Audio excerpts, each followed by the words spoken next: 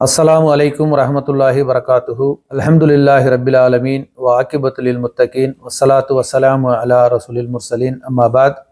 கண்ணியத்திற்குரிய எல்லாம் அல்ல அல்லாஹுவின் நல்லடியார்களே, எனதருமை சகோதர சகோதரிகளே, ஷைத்தானின் ஆற்றல் என்ற தலைப்பின் கீழ் தொடராக நாம் சில விஷயங்களை அறிந்து வருகின்றோம். இதன் அடிப்படையில் அல்லாஹு ரப்புல் ஆலமீன் தனது திருமறையில இது ஜையன லஹுமு ஷைத்தானு அமாலஹும், ஷைத்தானுக்கு இருக்கக்கூடிய ஒரு ஆற்றல் என்னவென்று சொன்னால், நீங்கள் செய்து கொண்டிருக்கக்கூடிய செயல்களை உங்களுக்கு அழகாக காட்டுவான் என்று அல்லாஹு ரப்புல் ஆலமீன் சூரத்து அன்ஃபால் 8வது அத்தியாயத்தின் 48வது வசனத்தில நமக்கு எச்சரிக்கை செய்கின்றான். அப்ப ஷைத்தான் என்று சொன்னால் அவனுக்கு சில ஆற்றல்கள் வழங்கப்பட்டிருக்கின்றன. அந்த ஆற்றலை மனிதர்களாகிய நாம் விளங்கி கொள்ள வேண்டும். இல்லை என்று சொன்னால் அவனிடத்திலே நாம் தோற்று போவோம். அப்படிப்பட்ட ஷைத்தானின் ஆற்றல்களில் ஒன்றுதான் நாம் செய்யக்கூடிய செயல்களை நமக்கு அழகாக்குவது.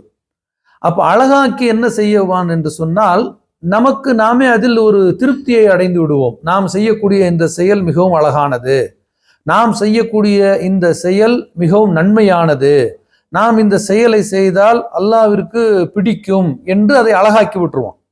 இப்படித்தான் ஆதம் அலைஹிஸ்ஸலாம் அவர்களுக்கே செயலை அழகாக்கி அல்லாஹ்விற்கு எதிராக செயல்பட வைத்தான்.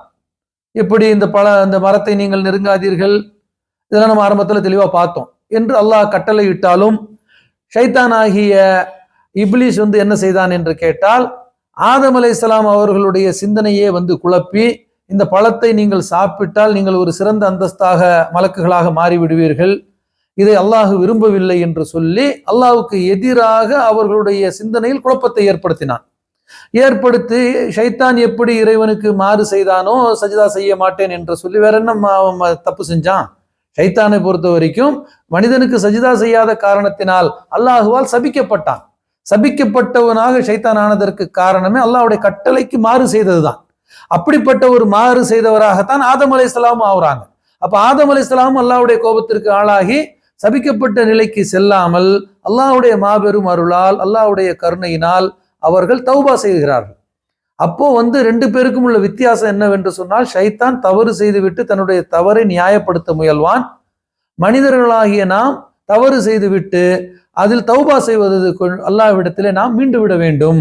இவ்வாறாக ஆதம் அலைஹிஸ்ஸலாமுக்கே செயல்களை அழகாக காட்ட முயற்சி செய்த அந்த ஷைத்தான் ஒவ்வொரு மனிதனுக்கும் தங்களுடைய செயல்களை அழகாக்கி கொண்டு இருப்பதை இந்த உலகத்திலே நாம் பார்க்கின்றோம். மார்க்கத்திற்கு முரணான செயலாக இருக்கும், மார்க்க அடையாளங்களோடு அதை செய்து கொண்டிருப்பார்கள்.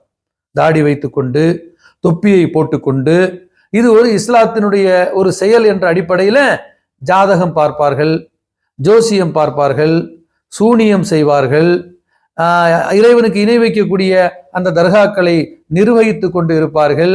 அவர் ஒரு சிலர் இன்னும் ஒரு படித்தரம் மேலே போய் பிற மதங்களில் உள்ள செயல்களையும் இஸ்லாத்தில் உள்ள செயல்களாக அவர்கள் செய்வார்கள். இத்தனையும் செய்து கொண்டு அவர்கள் ஐவேளை தொழுது கொண்டும் இருப்பார்கள். இதற்கு என்ன ஆகிவிட்டது என்று சொன்னால், இவர்களுக்கு இந்த செயல்களை ஷைத்தான் அழகாக காட்டிவிட்டான். ஆகவே அவர்கள் அதை தொடர்ந்து செய்து கொண்டே இருப்பார்கள்.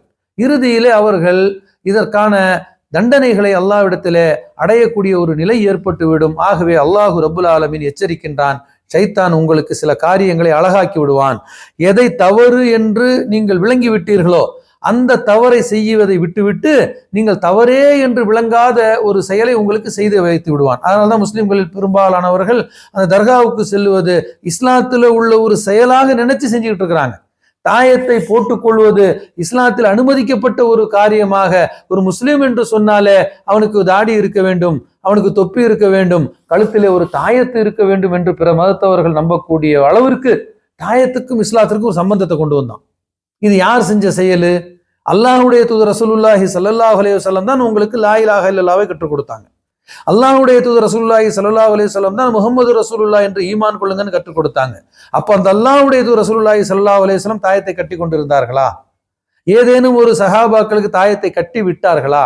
அல்லது தாயத்தை கட்டி கொண்டு இருப்பதை அனுமதித்தார்களா? மன் அல்லக்க தமீமத்தன் ஃபகத அஷ்ரக, யார் ஒருவன் ஏதேனும் ஒன்றை கட்டி கொள்கிறானோ, கழுத்திலேயோ இடுப்பிலேயோ கையிலேயோ கட்டி கொள்கிறானோ அவன் இணை வைத்து விட்டான் என்று தெளிவாக சொன்னார்கள்.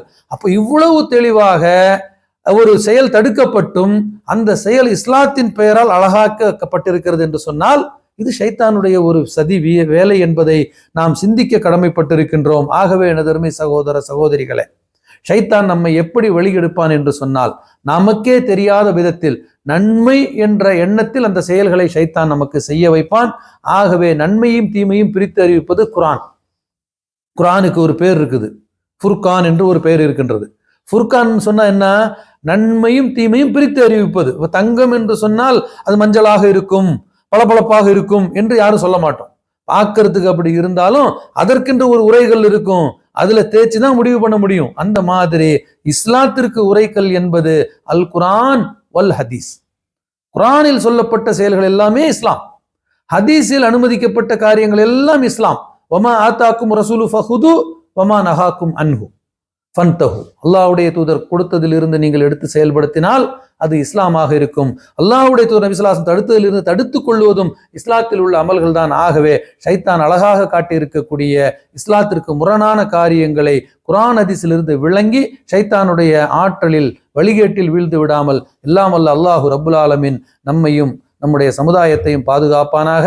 ஆகவே ஷைத்தானுடைய ஆற்றல் என்ற இந்த தொடரில் உள்ள விஷயங்களை சிந்தித்து செயல்படக்கூடிய பாக்கியத்தை எல்லாம் வல்ல அல்லாஹ் நம்மில் ஒவ்வொருக்கும் தந்தருள்வானாக.